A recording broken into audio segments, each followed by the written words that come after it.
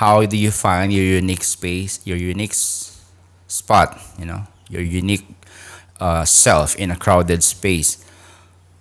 First, let me just that like deal with those words. Let me just work on that unique word first. When we talk about being unique, it comes as a very challenging word for us because it requires us to be different.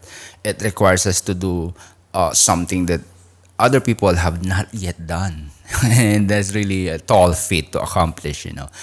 But the challenge, in that belief that being unique and being different is that the same being the same in the same space is that it might lead to a lot of disappointment and discouragement, especially as a content creators. Why?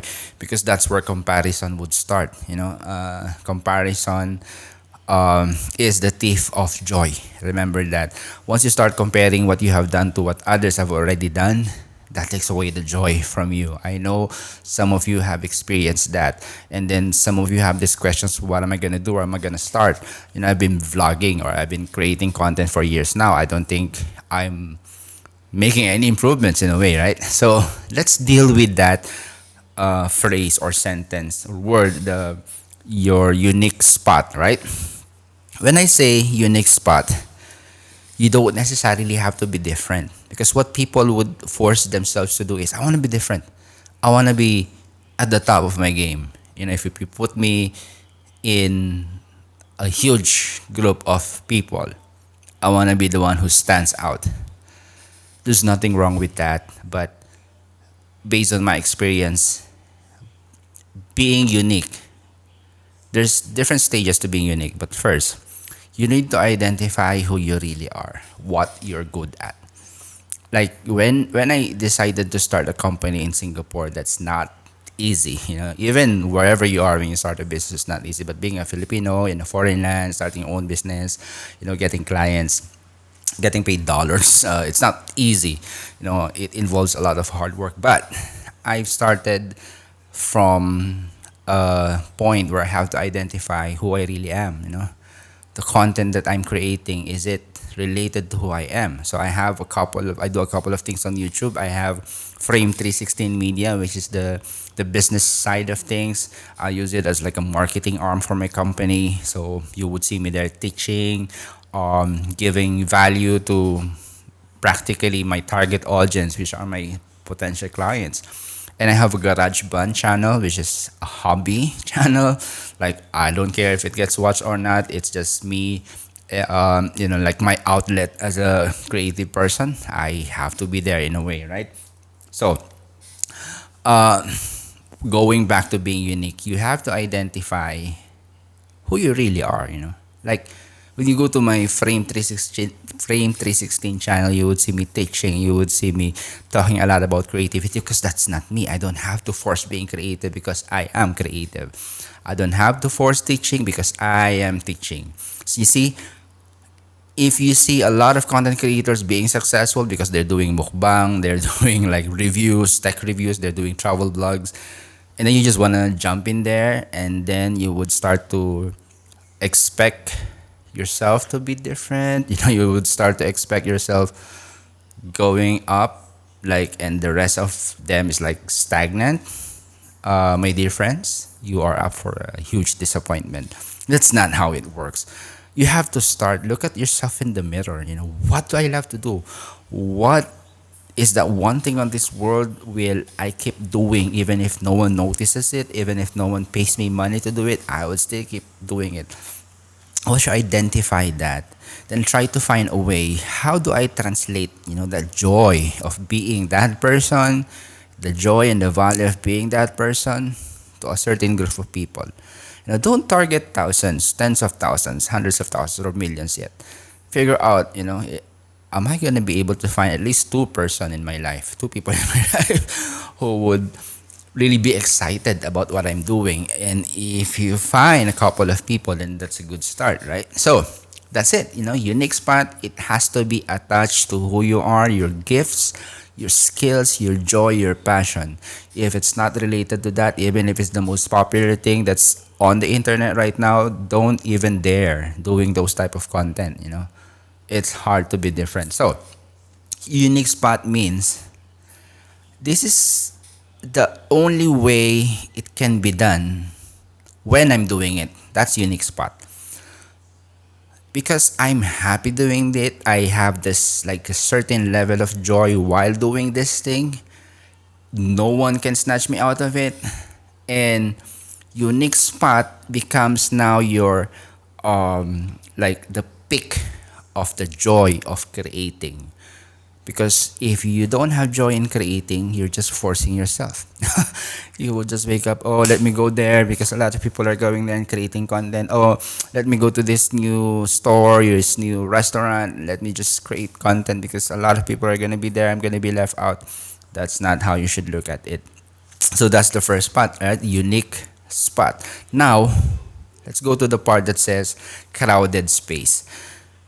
When we hear the word crowded space, we always think about big numbers like millions, like hundreds of thousands.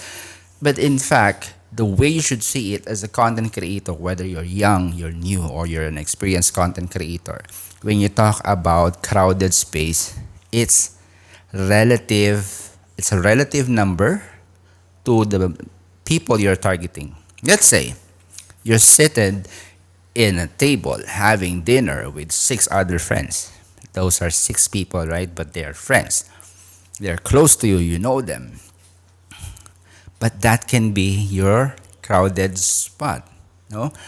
Like if you are not able to master in a group of six people in a table, if you're not able to master to communicate what you feel, what you really think, if you're angry, are you able to express your anger? If you're expecting something from these friends, are you able to express that?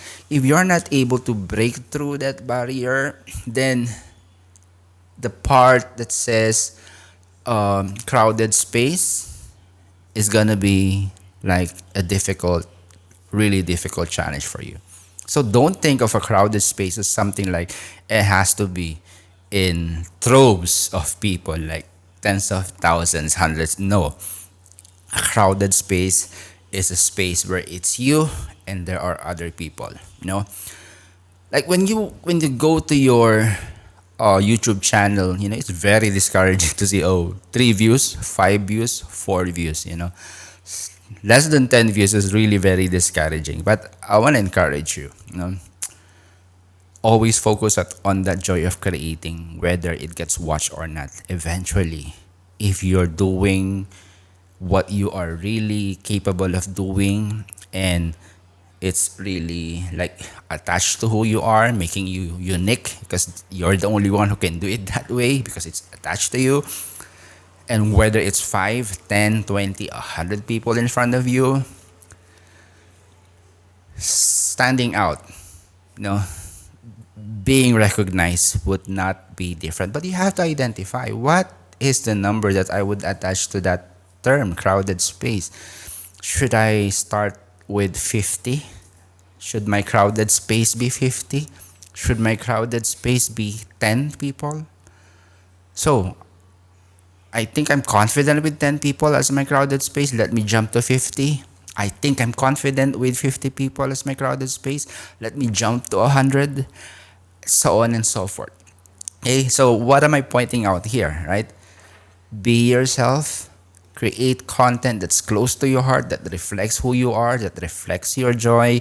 You know, even if you're blindfolded, even if it's a smartphone, a GoPro, you know, a DJI camera, if it's a drone, whatever the camera you're using, that joy should like pop out of the screen. And like people would start noticing, hey, this guy is so happy doing his content, you know?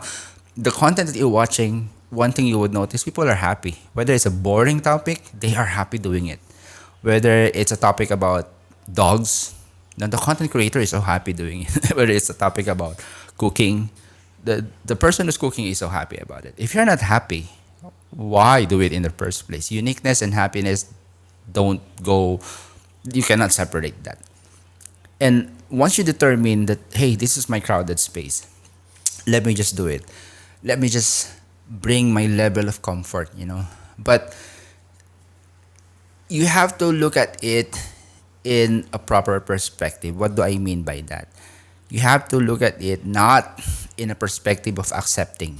As content creators, we are always like in a business of trying to be accepted, trying to be watched, like begging people, and please like, watch, and subscribe. We are always in that position that, hey, can you just support me? But the right thing to do, in my experience, to look at it in a perspective of giving. Creating content is an exercise of giving. If you are just creating content because you want to accept, what happens if no one accepts your content? You will stop creating content, right? But if you create content in a perspective of, hey, I'm giving value, I'm giving entertainment, I'm giving happiness, I'm giving joy, I'm giving information. Whether there's just two of you watching me, there's 100 of you watching me, there's thousands of you watching me, I would keep giving that. That should be the perspective. And that's how you should deal with it. And it won't be a problem. You would end up not even realizing, hey, I woke up, already have tens of thousands of subscribers. It doesn't matter because I will keep doing what I love doing. And that's the joy of creation. That's the joy of creativity. The big number should be a result of joy and not a result of stress and pressure in creating content. So keep creating content, keep enjoying it, keep having that joy.